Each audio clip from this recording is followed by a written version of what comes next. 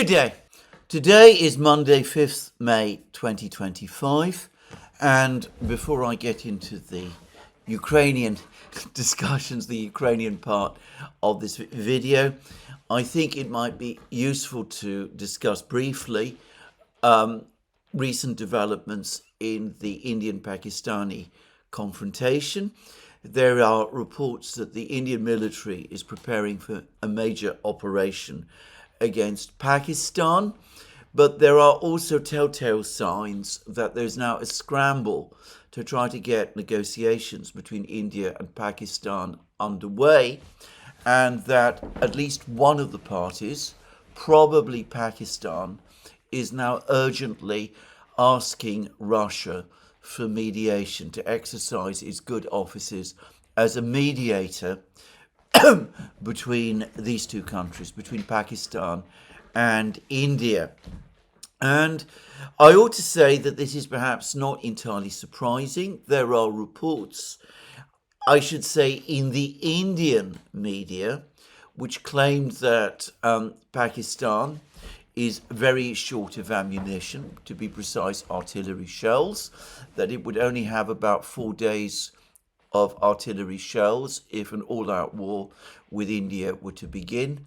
And I understand that, again, according to these Indian media reports, which I only know about, by the way, from secondhand, that the Pakistan military has, at this moment in time, a reduced capability altogether. It's not just short of artillery shells, it's short of other things as well. And for those who are interested, and I'm sure that this will not come as a surprise, the major reason, supposedly, why Pakistan is short of artillery shells, critically short of artillery shells, and of other military equipment, is because Pakistan, for the last 2 years, has been shipping weapons, shells, and military supplies to the extent that it can, disproportionately to Ukraine. It has been under heavy pressure from the United States to supply Ukraine with shells and other military equipment. It has run down its stockpile of shells. It has sent these shells to Ukraine. It has sent other military equipment to Ukraine as well. Now, these are Indian reports, Indian media reports, which, again, to stress, I have not seen. So it may be that they're being misrepresented. And, of course, people in Pakistan will say that what the Indian media is reporting isn't wholly reliable anyway. However, it does seem that the export statistics of Pakistan do show a sudden and extraordinary jump over the last 2 years in Pakistani military exports, and that is consistent with a wholesale transfer of military equipment to Ukraine. Now, of course, if all of this is true, if Pakistan has indeed been supplying Ukraine with all of these weapons and has done so at presumably the request of the United States, then that was an incredibly short-sighted move by Pakistan's military and political leadership. Some would say Pakistan's military leadership because, as many know, the Pakistani military has a dominant say in policy in Pakistan. But I have to say also that it wouldn't surprise me. The connection, the affinity between the Pakistani military and the US has been very, very long-standing. And, of course, it's widely believed, probably correctly, that the United States played a significant role, in fact, I'm sure correctly, played a very significant role indeed in engineering the removal of the former Pakistani Prime Minister Imran Khan, a removal in which the military also in Pakistan also played a significant role as well. So anyway, let's move on There's probably an awful lot more that can be said about this topic. I'm sure as night follows day that there will be allegations of corruption involving this transfer of weapons, if it has indeed taken place.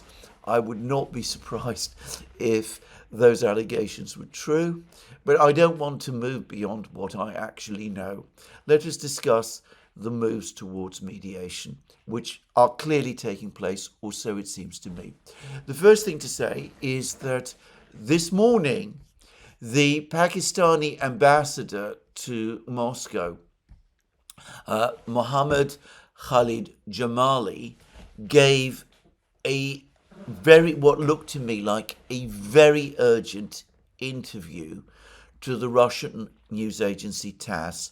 TASS is, of course, the official news agency of the Russian state, and I noticed that TASS is giving particular coverage, particularly prominent coverage to this particular interview. And I'm not going to read the entire interview, though it is actually quite short. I will say that there is a very strong undercurrent of urgency in this interview, which suggests that the authorities in Pakistan have been pulling out all the stops to try to get the Russians involved and to try to get some mediation process underway, and that Ambassador Jamali has been extremely active, and that he has particularly pushed for this interview with TASS, and that there are requests from the Pakistani government for this interview to be given prominence. So anyway, I will read some of the questions and answers. The first question reads, Mr. Ambassador, do you plan to hold consultations at the Russian Foreign Ministry in connection with the aggravation of the situation between Pakistan and India? And then the ambassador replied, we are already in touch with the Russian Foreign Ministry. Since the last meeting between President Putin and Pakistani Prime Minister Shehbaz Sharif, we have had many exchanges of visits. There is no need to go into details, but we have had at least 4 high-level meetings over the recent period. And I think you have already seen reports following my meeting with Mr. Rudenko, Deputy Minister of Foreign Affairs of Russia. These consultations are not interrupted, and we consider Russia an important player in international politics. We have very good relations with Russia at the moment, and we continue to consult on many issues. And then the question came back, including the issue of Pakistani-Indian escalation. And the response from the ambassador was, of course, this is one of the main issues currently facing our region. And then the further question came, is Pakistan interested in Moscow's mediation to de-escalate the current situation in relations between Pakistan and India? And the ambassador replied, we consider Russia an indispensable force when it comes to matters of international politics. Indispensable force is very, very strong words indeed. It's obviously an immense compliment to the Russians, but again, I sense a degree of urgency behind the use of that word. And anyway, the ambassador continues, Russia is playing its part. It has always played a certain role. And if you recall history, during the conclusion of the Tashkent Declaration. Now, what the ambassador is referring to here is something that happened back in 1965. In 1965, there was an earlier war, this time an all-out war between India and Pakistan over the Kashmir dispute. And I don't pretend that I know the whole story, but suffice to say that India and Pakistan at that time agreed to accept Soviet mediation. and a meeting took place in Tashkent, what is now the capital of Uzbekistan, but which was, of course, at that time a Soviet city.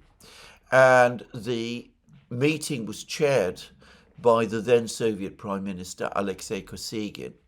And Kosygin acted as a mediator between Pakistan and India in that meeting and successfully brokered a ceasefire and an end of hostilities along the existing line of control. Now, I understand that there was some criticism in India subsequently concerning that agreement. But anyway, it was an example of successful mediation, and it was conducted by the Soviet Union, specifically by Alexei Kosygin, and it ended a military conflict, which, of course, was an all-out war. We're not yet at a state of all-out war between India and Pakistan, but it looks to me as if the Pakistanis, by reminding everybody that this is what the Soviet Union was able to do back in the 1960s, is sort of asking the Russians to do something similar all over again. And he then went on to say, and right now, because Russia has a privileged strategic partnership with India, as well as very good relations with Pakistan, it can play a very important role in de-escalating tensions between our two neighbours, nuclear neighbours, I would emphasise. Of course, in 1965, Pakistan and India were not yet nuclear powers. As the ambassador has just reminded us, they are today.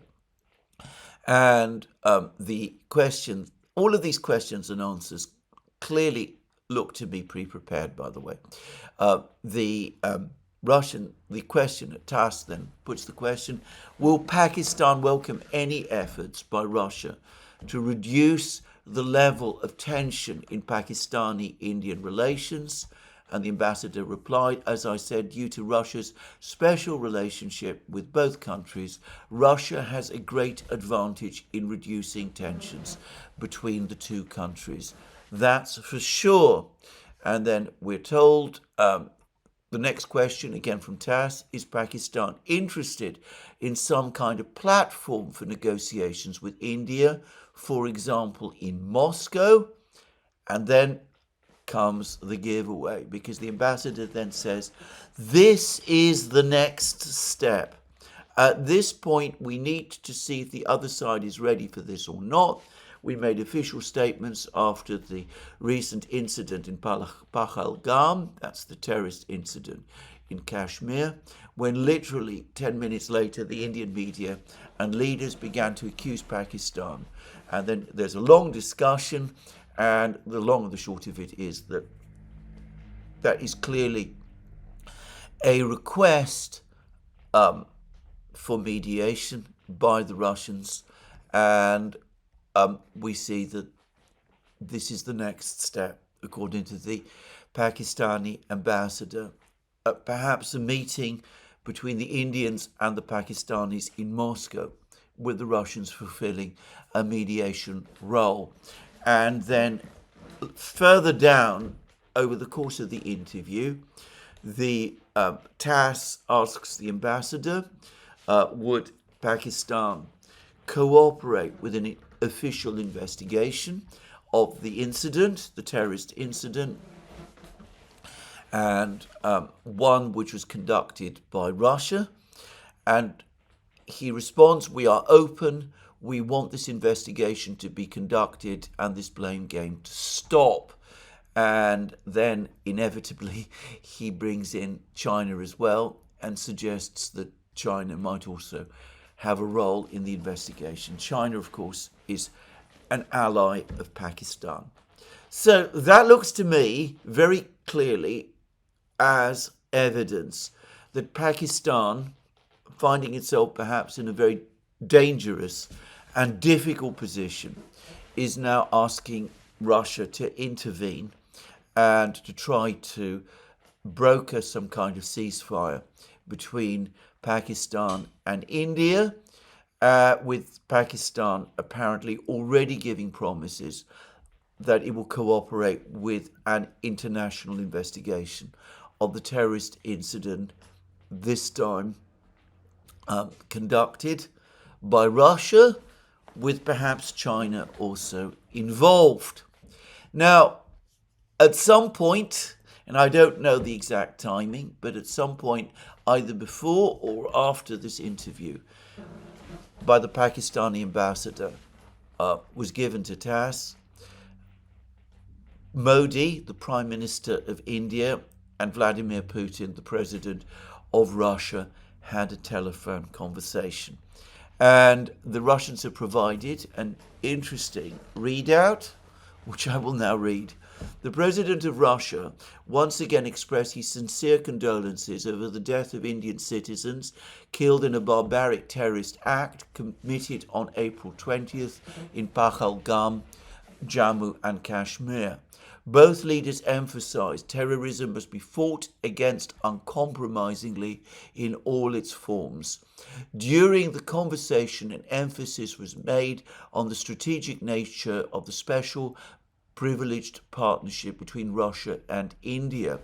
Impervious to any outside influence, the relationship continues to develop rapidly across all areas.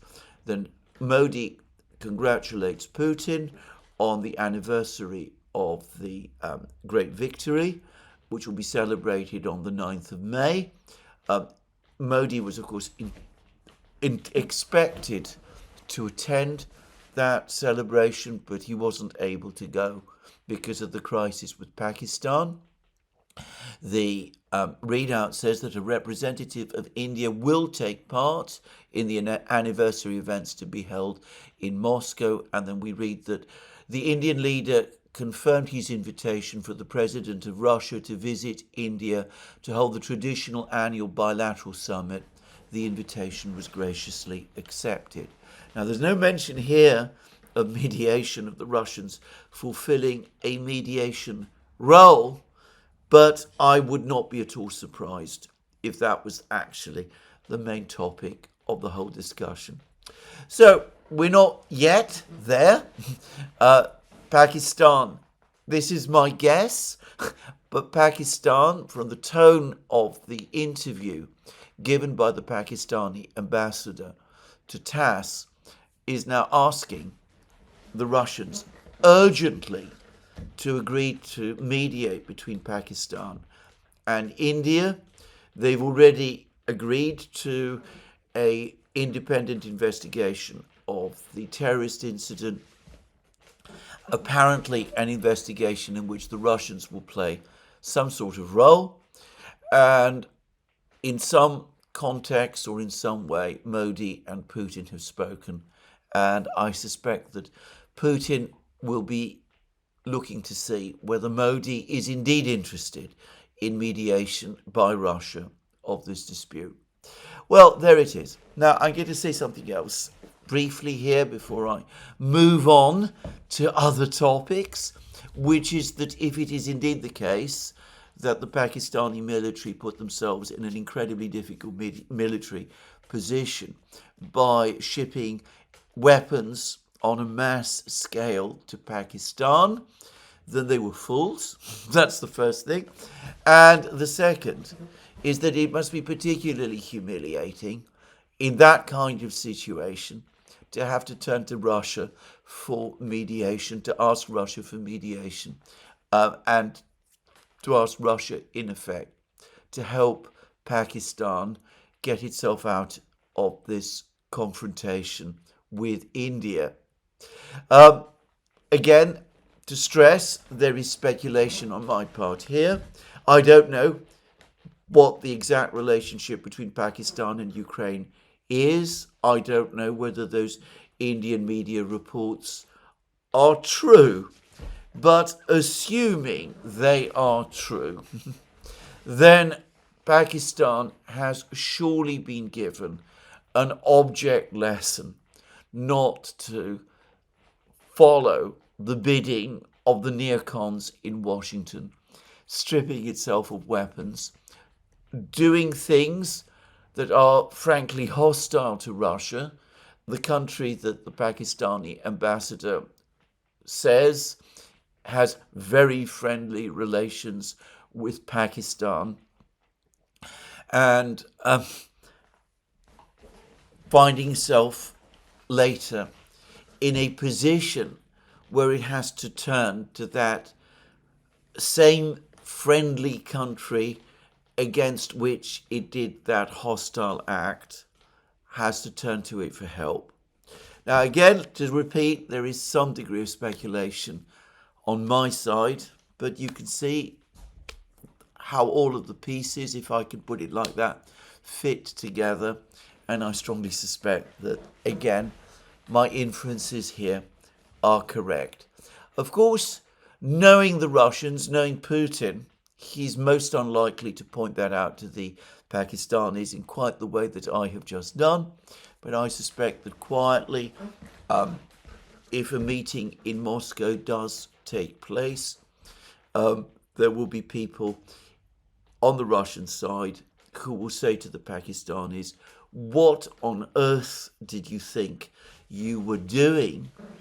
And if the Pakistanis were in some way involved in the incident in Pahalgam, the Russians will probably tell the Pakistanis also, what on earth did you think you were doing carrying out something like that, bringing the wrath of India down upon you, and doing so at a time when you have in effect disarmed yourselves by supporting Ukraine. Anyway, let's wait and see how things shape out. It's, as I said, a complex situation. An awful lot is going on. And it may be, as I said, that there won't be a mediation after all, or maybe there will be, and we'll just have to wait and see. I doubt that it will be quite as prominent as the mediation that took place in Tashkent all those years ago in 1965. That mediation was attended by prime ministers. I think it's more likely that if there is a meeting in Moscow to try and agree a ceasefire, it will be conducted at a significantly lower level. But anyway, we can see possibly where events over this conflict are taking us. And if there is going to be a mediation, given that we are talking about nuclear powers, can I just say that would be a very good thing. And I am confident also, by the way, that China has been consulted and is also involved, and that China probably is giving advice to Pakistan, its long-term ally, also to turn to the Russians and to seek their help with mediation, just to say. Now, there is one last point that I want to discuss with respect to the readout of the conversation between Putin and Modi that the Kremlin has provided us. It speaks about a partnership between Russia and India, which is of strategic nature and which is especially privileged, and which is impervious to any outside influence. Well, it's not difficult to guess who that refers to. It clearly refers to the United States. And I can't help but think that this comment relates also to the so-called bone-crunching sanctions that Lindsey Graham has been playing with, about imposing massive tariffs against countries that buy Russian energy products, indeed pretty much any exports at all from Russia, and murmurs that Donald Trump himself, members of his administration, are also looking to impose secondary sanctions against countries that trade with Russia. From what I've been able to understand, the secondary sanctions that the administration has been looking at are significantly more modest than Lindsey Graham's sanctions, but they do nonetheless involve some secondary sanctions against countries that import prohibited goods, prohibited by the United States, I should make clear, from Russia. Now, what this readout is saying is that this relationship between India and Russia is impervious to outside influence. There is in effect a warning to the United States that if it does go forward with these sort of secondary sanctions, then India will defy them. And of course, given that India plays an enormously important role in US strategic calculations, the United States has been courting India to try to forge some kind of de facto alliance with India to contain China. Then I think that American officials really do need to start paying attention to what these readouts say. Now, I haven't yet seen the Indian readout of this conversation. I expect it will be up soon. I don't suppose that it will differ fundamentally from the Russian one. Anyway, there we are. I will now move on to other topics, and I will return now to the perennial topic of these programs, which is the conflict in Ukraine and what has been taking place there. Now, over the last couple of days, at the end of last week, we were all given to understand that the point of decision had finally been reached and that the United States had concluded that the gulf between Russia and Ukraine was unbridgeable and that the United States was pulling away from the negotiations. It was finally walking away from the negotiations. There was great uncertainty, which I discussed in many of my programs, as to what exactly it was that the United States would do from that point going forward, whether it would continue to supply weapons to Ukraine, whether it would share intelligence with Ukraine, whether it would scale back its support for Ukraine or cut Ukraine off entirely. There was lots of discussion and theorizing about this and speculation, but it did look last week as if the United States had finally thrown in the towel with respect to its mediation efforts, and that those efforts had now been finally called off.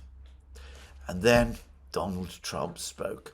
And in fact, he gave interviews, and surprise, surprise, he is still trying to mediate, he tells us, between the Ukrainians and the Russians.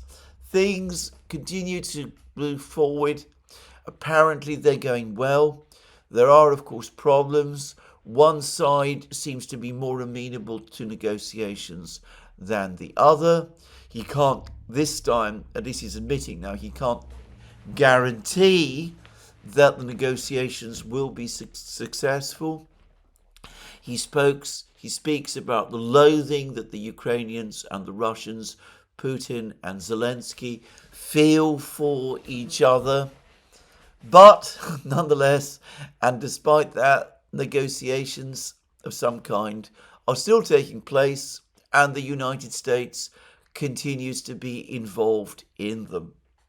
And Marco Rubio, the US Secretary of State, has now come along and made similar comments.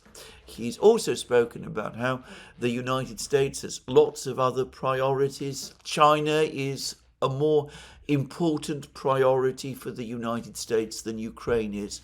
I think, by the way, that is the first time that any official in the administration has said it quite so bluntly, that it is in fact China that is the priority and that Ukraine is not a priority. But anyway, that is what Marco Rubio was saying. But surprise, surprise, despite the fact that Ukraine is a lesser priority and China is a higher priority, the United States is still apparently trying to find a way to bring Ukraine and Russia closer together. Now, one thing I did notice, and perhaps it's more a change of tone rather than a change of fact, but it did seem to me as if Trump and Rubio are now talking less and less about a ceasefire and more about getting negotiations, actual talks between Ukraine and Russia underway, direct negotiations between Ukraine and Russia underway. Now, it is unbelievably tiresome and exasperating to find oneself again in a position with the Americans where they say one thing one week, say something different the next week, so that a decision which one thought had been made, it turns out hasn't been made after all. The messaging of this administration is absolutely all over the place on this issue of the conflict in Ukraine. And I do wonder sometimes, well, in fact, I absolutely do wonder, not sometimes, pretty much all the time, whether there is really any kind of diplomatic strategy here at all, or whether it really isn't being made up from one day to the next. I suspect, I've come to the view, in fact, that it probably is being made up from one day to the next. And I do wonder exactly what it was that has caused this sudden shift in policy. I'm going to make a number of guesses because it is a shift in policy. I'm going to make a number of guesses, which is that last week and perhaps the week before, we saw something of a tilt in favor of Ukraine. We saw the investment fund stroke mineral rights extraction deal finally signed, or one document of it signed. We saw that meeting between Trump and Zelensky in St. Peter's Basilica. We've had murmurs and rumors that the administration is very frustrated with Russia. We've had talk about Donald Trump thinking of secondary sanctions against Russia. And we've had some gestures towards arming Ukraine. Firstly, an agreement to grant licenses for Ukraine to buy up to $50 million of weapons from the United States.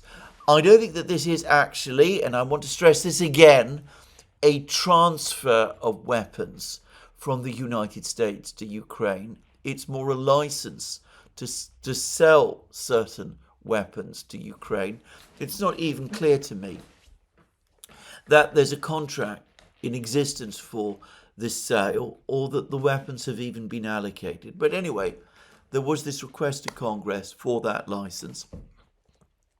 There was confirmation that the United States is providing $310 million of funding to equip the F-16 fighter jets supplied to Ukraine by the various European countries, especially, well, essentially Denmark and the Netherlands. And we've also had a report in the New York Times which says that US officials, and this is all based on our old friends, people who are familiar with the situation, US officials have been telling the New York Times that the United States is now looking to try to meet some of Ukraine's needs for air defense interceptors, that there will be 2 more missile batteries provided to Ukraine, one from Israel, which is at the present time being refurbished, one from Germany. Now, I ought to say that the delivery of the additional batteries, Patriot batteries from Israel and Germany, that idea has been floating around for many months. This is not new. And my own understanding was that it had already been essentially agreed when Joe Biden was still president. So this would not be a direct transfer of these batteries from the United States. It would be a transfer of these missile batteries by the US's allies.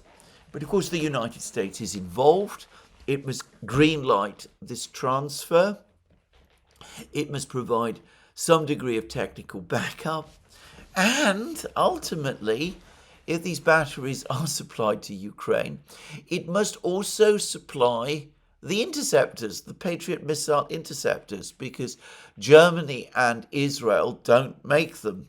And presumably they have a stockpile, and no doubt the batteries will initially come with missiles drawn from those stockpiles. But ultimately, once those missiles run out, unless the Germans and the Israelis are prepared to run down their stockpiles further, which in the case of Israel I think is unlikely, then the United States presumably will have to step in and will have to supply missiles of its own from its own stockpiles. So all of these various telltale signals were suggesting that there was a tilt going on in favour of Ukraine. And this was picked up in the media, in Europe especially. We had a whole series of articles about how Trump was becoming angry and frustrated with Putin because Putin wasn't agreeing to the ceasefire that Trump was committed to, that secondary sanctions might just be round the corner, whether Trump had become disillusioned with Putin and all of that.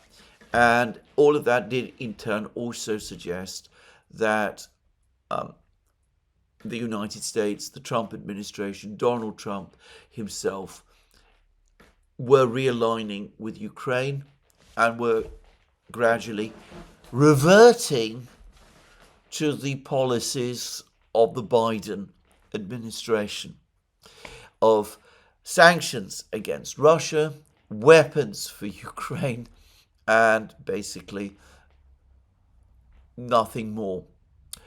Well, perhaps what brought about a change over the last couple of days was the criticism from key members of Donald Trump's MAGA movement. Marjorie Taylor Greene, as I said, fiery representative for Georgia in the House of Representatives and an increasingly vocal and influential person. Indeed, a serious politician who repays more attention than she gets in Europe, at least in my opinion. Anyway, she made it absolutely clear in a post that she published on X that she was very unhappy by the mineral rights extraction deal or investment fund deal, that she didn't understand what the point of it was. She also made it very clear that she wasn't impressed by apparent steps to involve the United States in a military clash with Iran. I will get to that later in this program. But anyway, she clearly wasn't happy with the apparent shift in favor of Ukraine. And as I also pointed out in previous programs, another key figure of the MAGA movement, Sean Davis, who is the CEO of The Federalist, a magazine which is, I would say, a key part of the MAGA movement. Anyway, Sean Davis gave an interview on Fox in which he also made pretty clear, pretty obvious, the fact that he wasn't happy with the mineral rights extraction deal and said that if it was a step towards peace and disengagement with Ukraine, he would back it. But if it was a step towards a further commitment to Ukraine, he would not. Now, I think the one thing that does cause Donald Trump to sit up and take notice is when he starts to see these murmurings from members of his own base. And it could be that this is what has now caused the shift. And it may be that another factor that has played a role here is the sudden transfer of Mike Waltz from his position as National Security Advisor to the position of ambassador, US ambassador to the UN. A very important position, as I've said in previous programs, but not one, in my opinion, which Donald Trump himself takes especially seriously. Anyway, the point is that Waltz, together with Kellogg and Rubio, I've always argued, formed something of a neocon light faction within the administration. The New York Times is now, the Washington Post is now saying that the true reason for Waltz's transfer is that Trump discovered the extent to which Waltz was coordinating with the Israelis to try to get Trump to agree to military strikes against Iran, that Trump was furious about this. He felt that Waltz was showing greater loyalty to Netanyahu and to Israel than to the president that he served. That's the story in the Washington Post, just saying.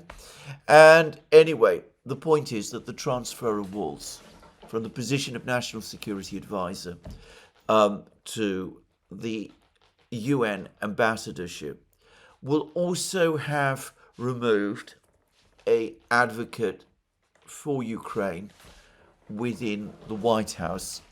And the British media has for some time been reporting that Waltz is one of the most pro-Ukraine voices within the administration up to now.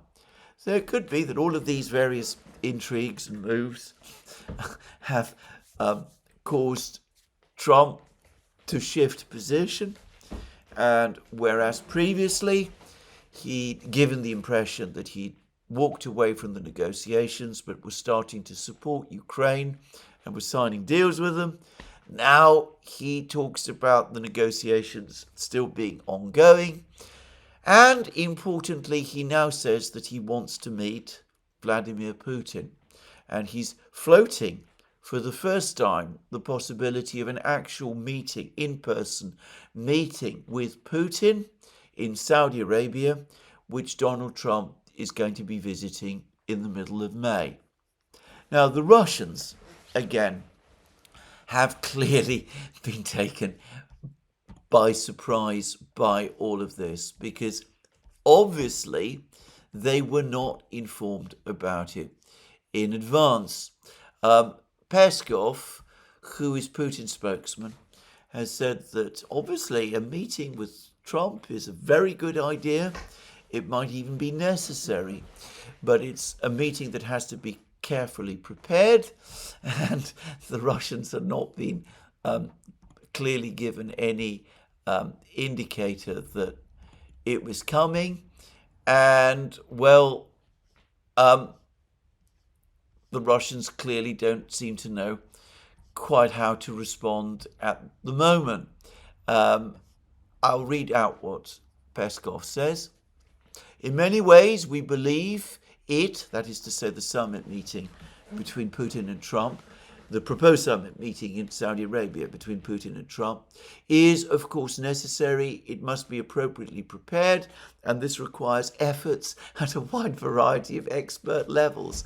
This requires the continuation of contacts between Moscow and Washington, which were initiated and are ongoing. There are no details yet. Now, The Russians are talking about more contacts, meetings at expert levels. We have no word that anything like that is actually taking place.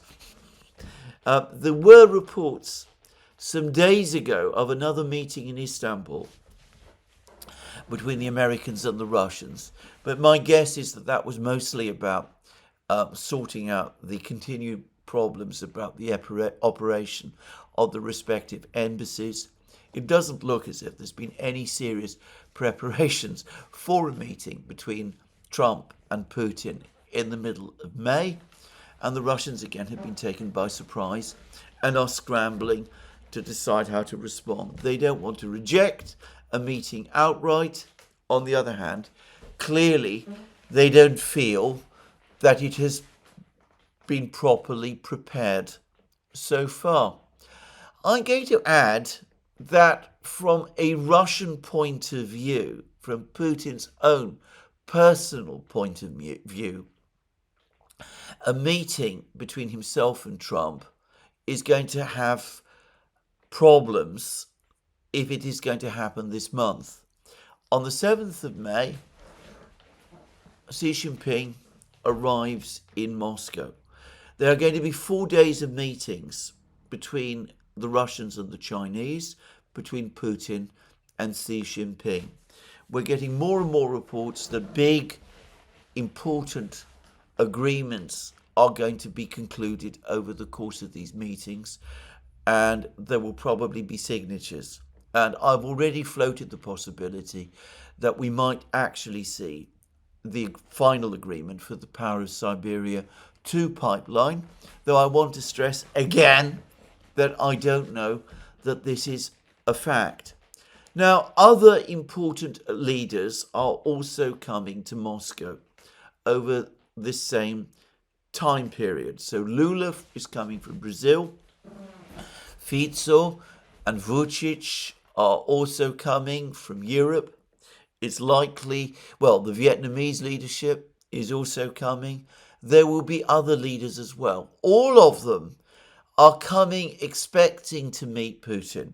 And Putin undoubtedly has already agreed to have one-to-one meetings with all of these people. And all of that will take a considerable amount of time. The Victory Day celebrations themselves are going to take up a lot of time also.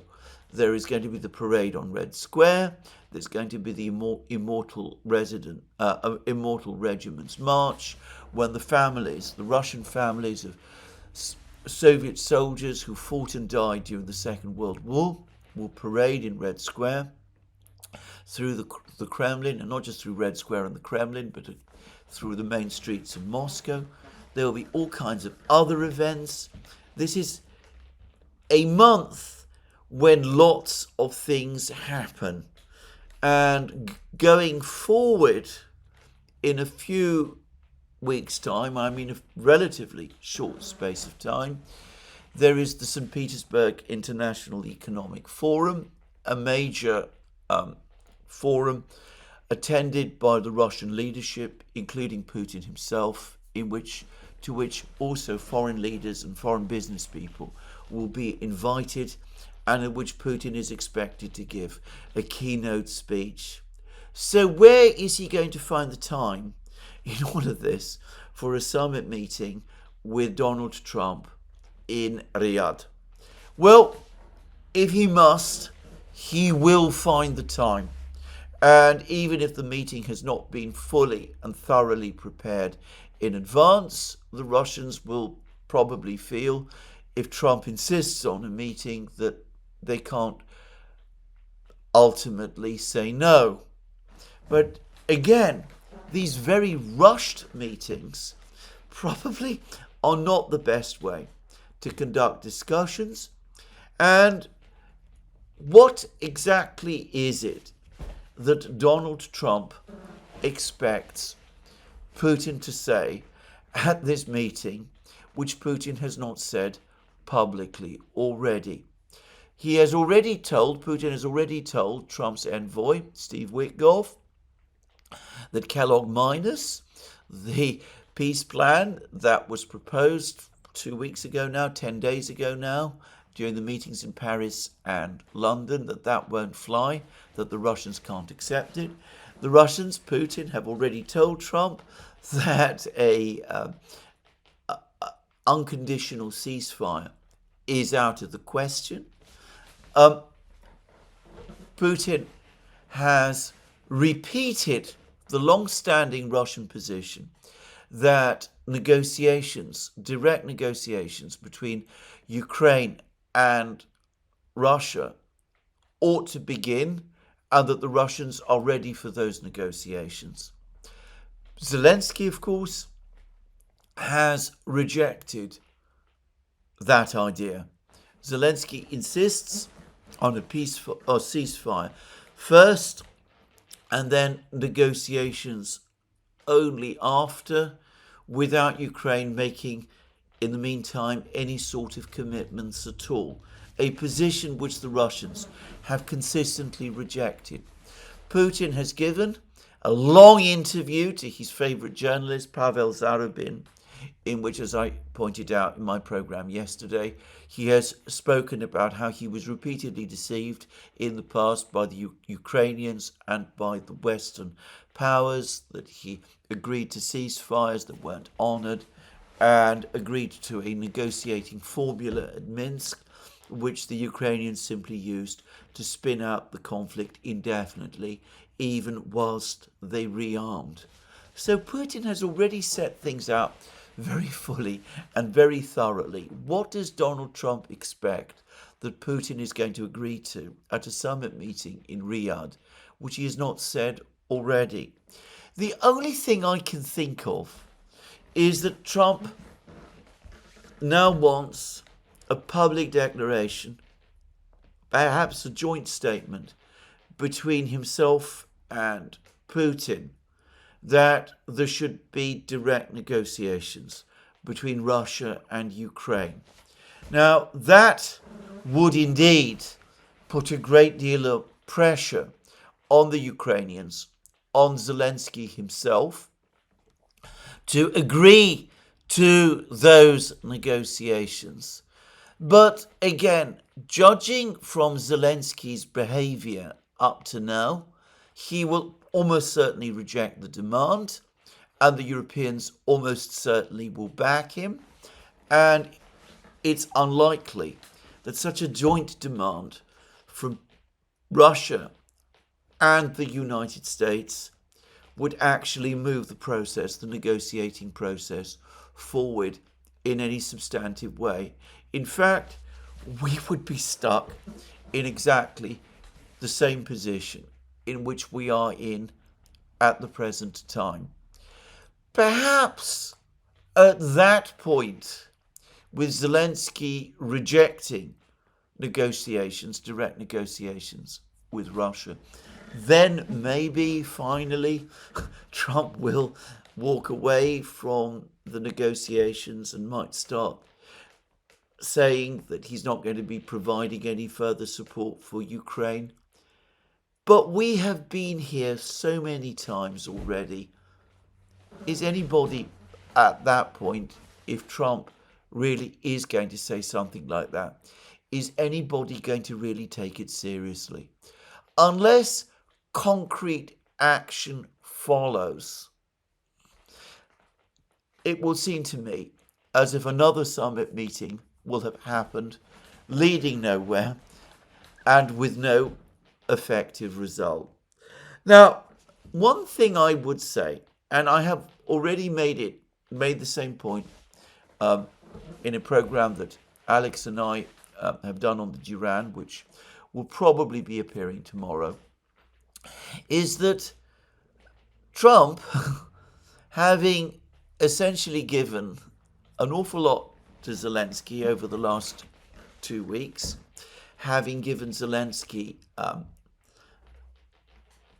the mineral rights investment deal, the investment fund deal, which I'm going to return to in a moment, having given a few dribbles of weapons to Zelensky, having given Zelensky that photo op of the meeting between Trump himself and Zelensky in St. Peter's, having Trump, having done all of that, he's also enormously boosted Zelensky's self-confidence. I discussed yesterday this extraordinary threat that Zelensky has made to attack the 9th May victory parade in Moscow. Now, the Russians have reacted, as you might imagine, very strongly against that threat.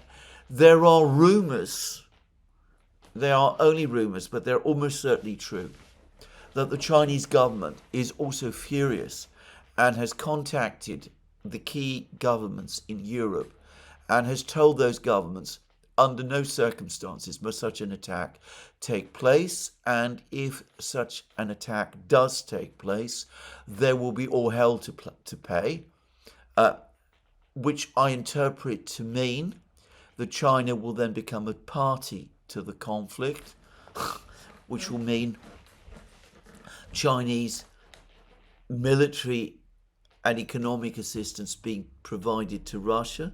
There's a Chinese military contingent due to parade on Red Square on the 9th of May. So one could see why that kind of a warning would carry weight. Anyway, there are reports that privately the Europeans and the Americans have told Zelensky to calm down and to stop making these kind of threats. And he does appear to have walked them back to some extent. He's now saying that it's the Russians, not him at all, who's to blame for all of the tension. But I'm going to suggest that given that Zelensky has seen things go his way for the last couple of weeks, he's not had to agree to negotiations with the Russians. He's been able to reject Kellogg Minus outright and suffer no consequences or even significant criticism. He's got the deal, the mineral rights deal. I'll talk about that shortly. He's got dribbles of weapons or promises of weapons in the pipeline as well. He's heard rumours about the United States imposing more sanctions on Russia. It is entirely unsurprising that he, feeling confident, feeling that he's on a roll, does the thing that Zelensky in these kind of situations always does: run away with his rhetoric, make these kind of threats against Russian parades. He senses, he feels this enormous sense of impunity. He thinks that things are going his way. He believes with some cause that he can get away with anything, and he makes threats of this kind. That really ought to show to Trump, to the people in Washington, what an impossible person Zelensky is. It's baffling that they still haven't fully registered with this, that after the Oval Office meeting in February, they still imagine that Zelensky is some kind of potential negotiating partner, and that they haven't taken further steps to rein him in. Maybe, if there is a meeting with Putin over the next few weeks, that will be the moment when the United States finally does that. I have to say, I have little expectation that that is so. Now, why is Zelensky so confident? Well, I've given some explanations, but I should say that I've had a discussion with my colleague and friend, Alex Christoforou, about the mineral rights extraction deal, the one document that has been published about it. There's supposed to be 3. 2 other documents have not been published. We've not been given a satisfactory explanation of why they haven't been published. But anyway, we have to work with the one document that we have, which only gives us a small part of the story.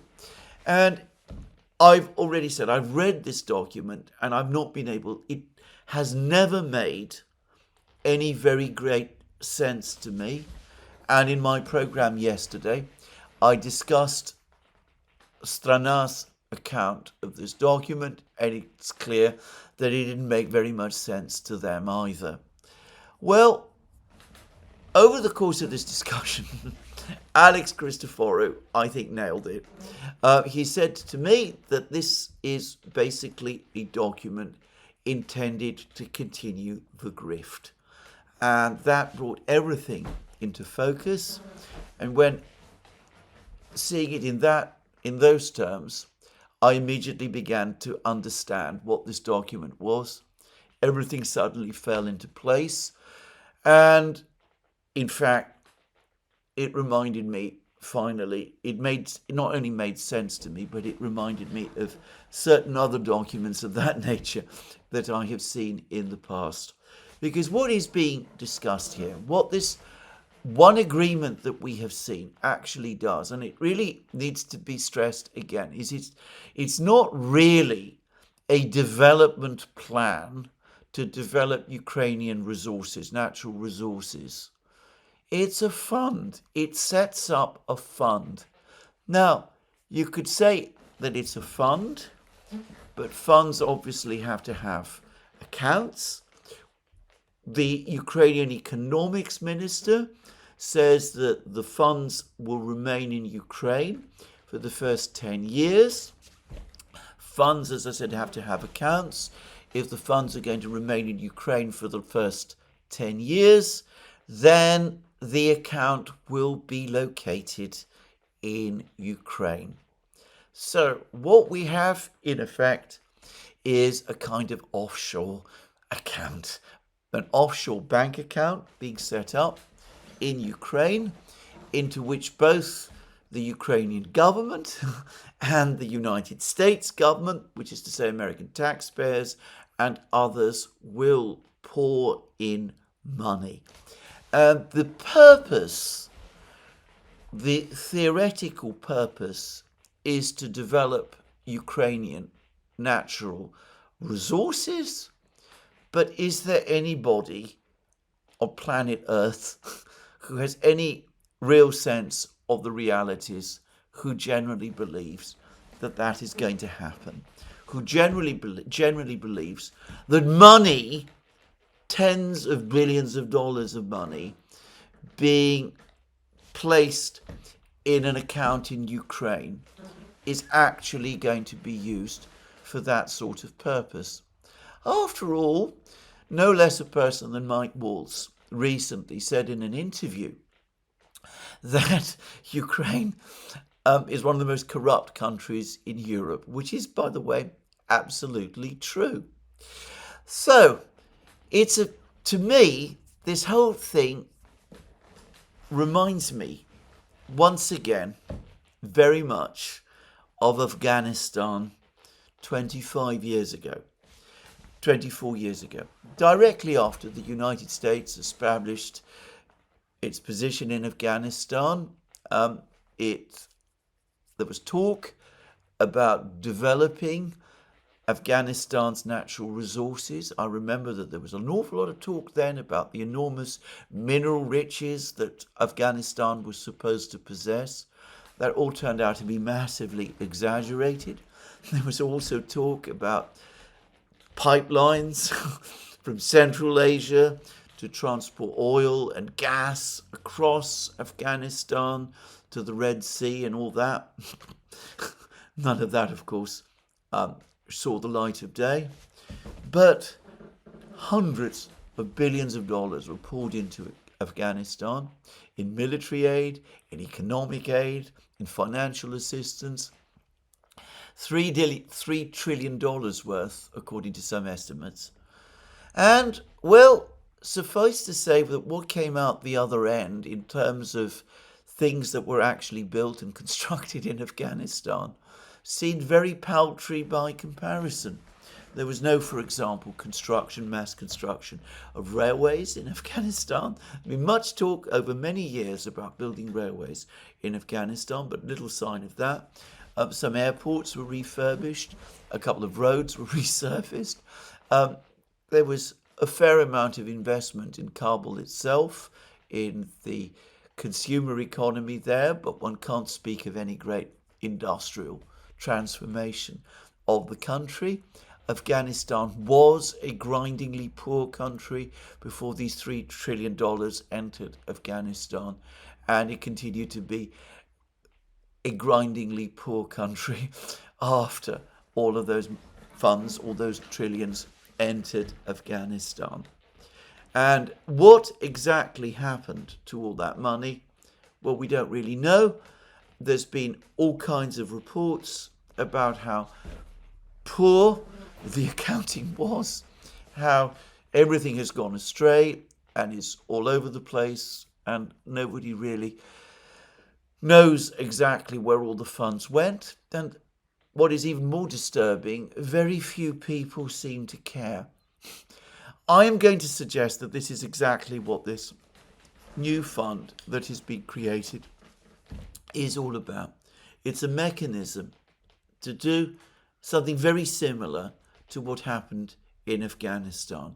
It has been justified with the same sort of arguments, that this will be a cornucopia of riches for the United States. Ukraine is enormously rich in natural resources. It's got lithium, it's got magnesium, it's got all sorts of rare earths, it's got natural gas, it's got oil.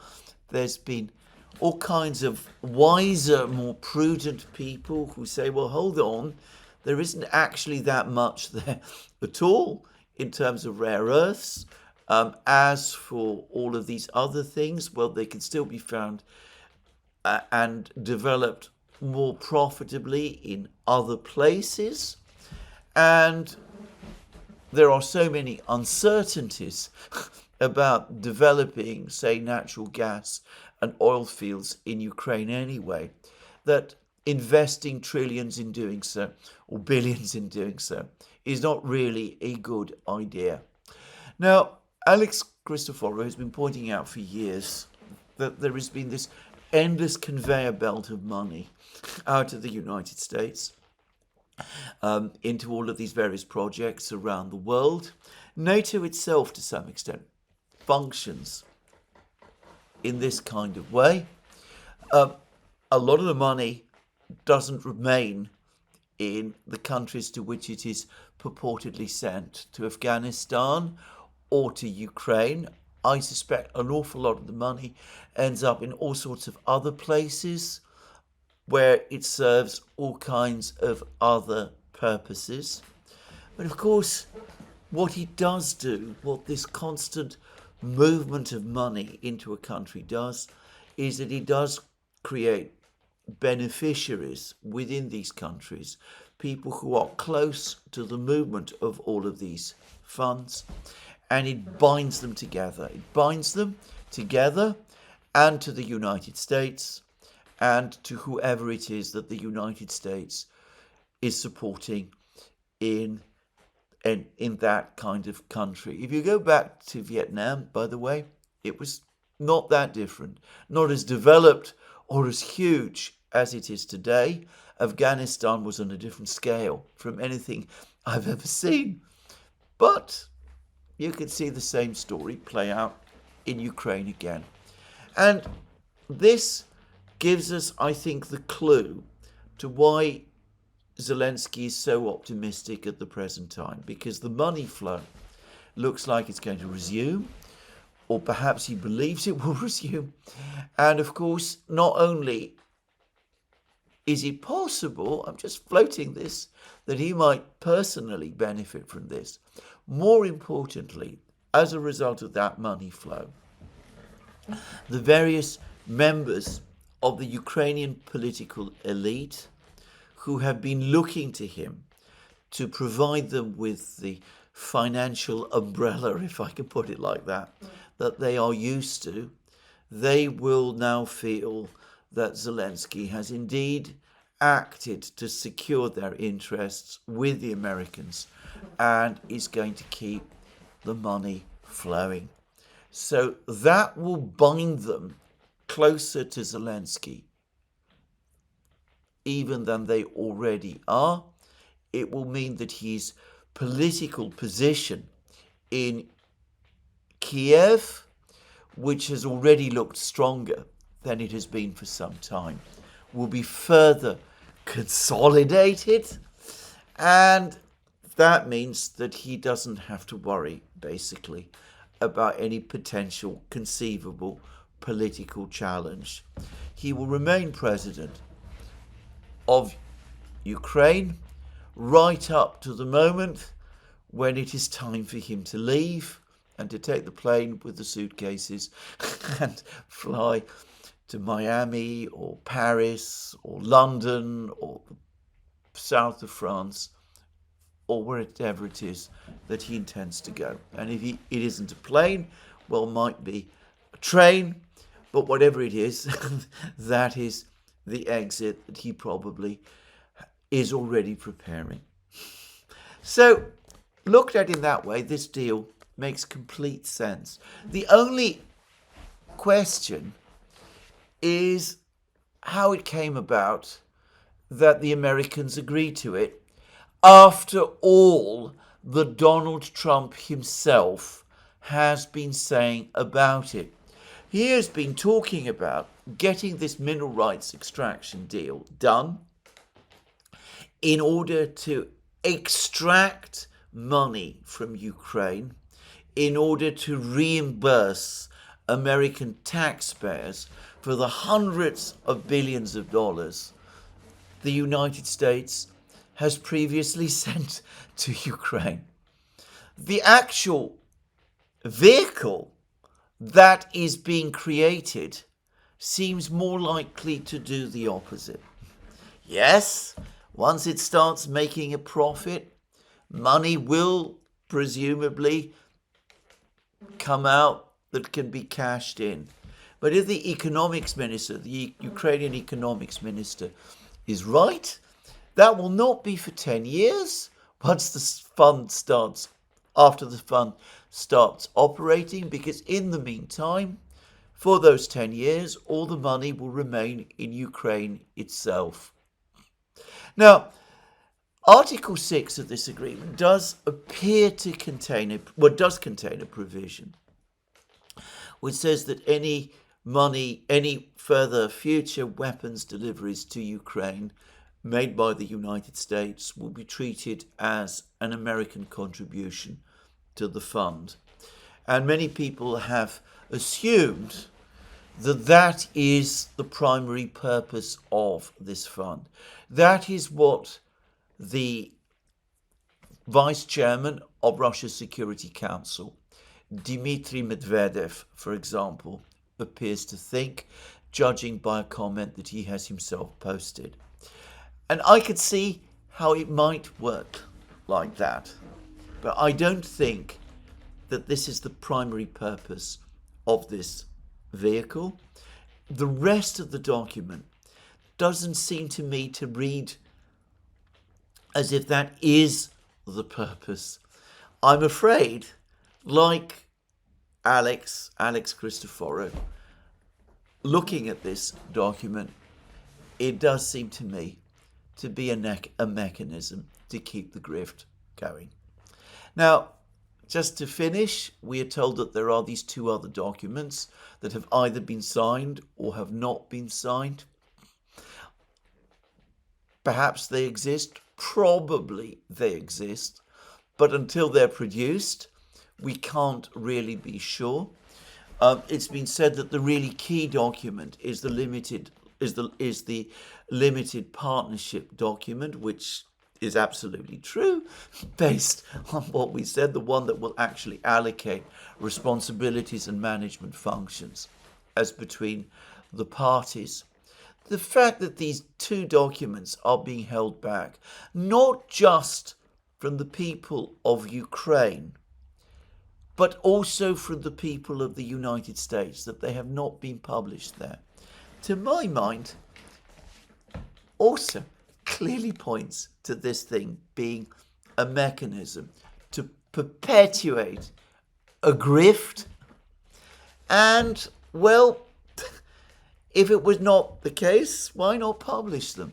Apparently in the Ukrainian parliament, some parliamentarians have been complaining that this key document has not been published, and they are asking how they can be expected to ratify the document that has been published as a treaty between the United States and Ukraine, if they're not given sight of these two other critical documents?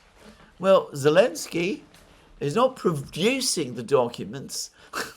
He's simply saying to Ukrainian MPs that if you don't go ahead and ratify this agreement, his friends, the Americans, will start to deny these Ukrainian MPs visas. So they won't be able to escape Ukraine, to go to the United States with whatever they hope to take with them. So there it is. I think, as I said, that Alex hit the nail on the head. I think he's got this exactly right. I think this is exactly what this is. I've seen in my previous career all sorts of similar agreements to set up offshore accounts, and frankly, this is a highly developed, rather gross, or rather huge version of exactly that. Now, anyway, we will see where all of this is going. But meanwhile, of course, the war grinds on. And this morning, completely unsurprisingly, 9th of May is just over the horizon. We get reports that the Ukrainians are making some further attempts, and renewed attempt, to break into Kursk region, to resume the battle in Kursk region that is already lost. Why the Ukrainians would want to do that? Why, after being comprehensively defeated in Kursk region, they would want to restart a battle like that? I really cannot, well, rationally, cannot begin to comprehend. A few weeks ago, I discussed how shortly after the fall of Toretsk, the Ukrainians started to circulate stories that the Battle of Toretsk was still underway. We then got reports of all sorts of counterattacks and raids by the Ukrainians into Toretsk, all intended to foster the impression that the Battle of Toretsk was indeed still underway.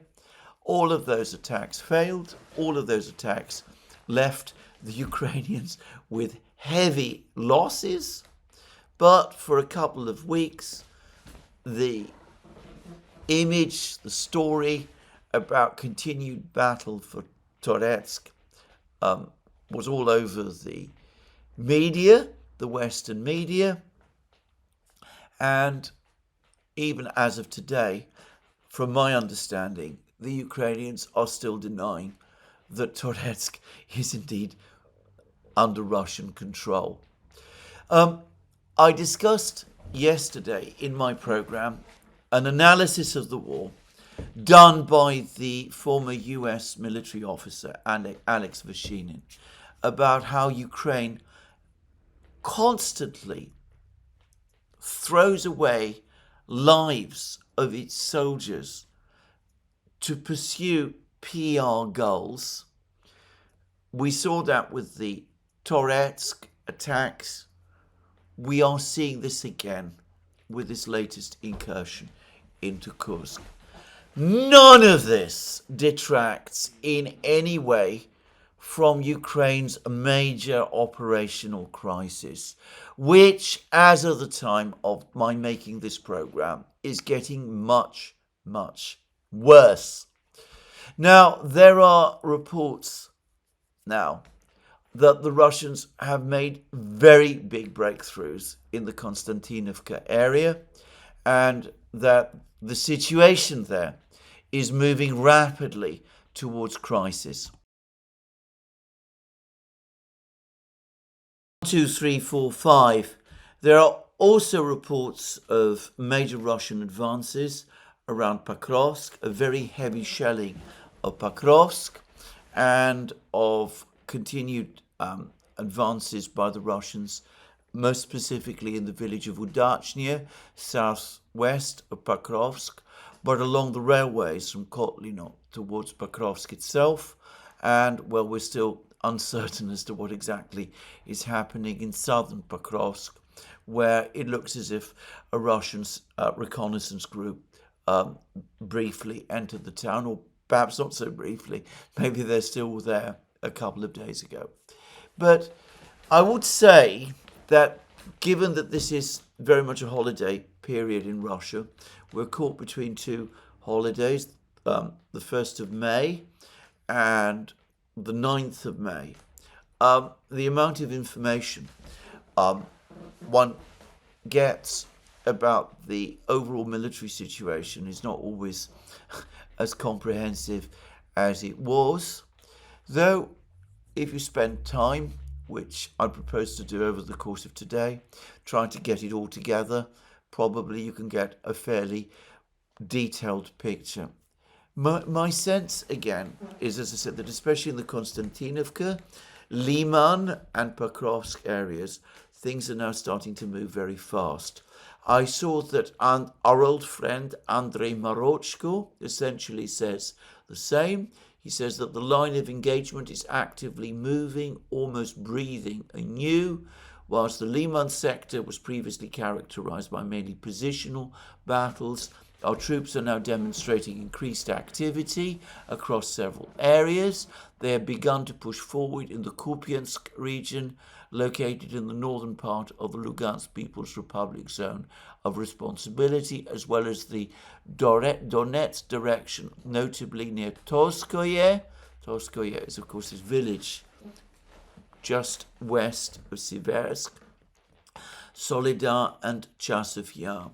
These are all promising developments, and he said all of this in an interview that he gave to the massive circulation Russian newspaper Komsomolskaya Pravda. Anyway, I will return to all of this tomorrow, and I will also look at the situation in the Middle East, where it seems to me increasingly clear that the United States is becoming deeply frustrated by its inability to get on top of the situation with the Houthis in Yemen. But this is where I finish my program today. So there'll be more from me soon. Let me remind you again, you can find all our programs on our various platforms, Locals, Rumble and X. You can support our work via Patreon and Subscribestar and by going to our shop, links under this video. Don't forget also that if you've liked this video, to tick the like button and to check your subscription to this channel. That's me for today. More from me soon. Have a very good day.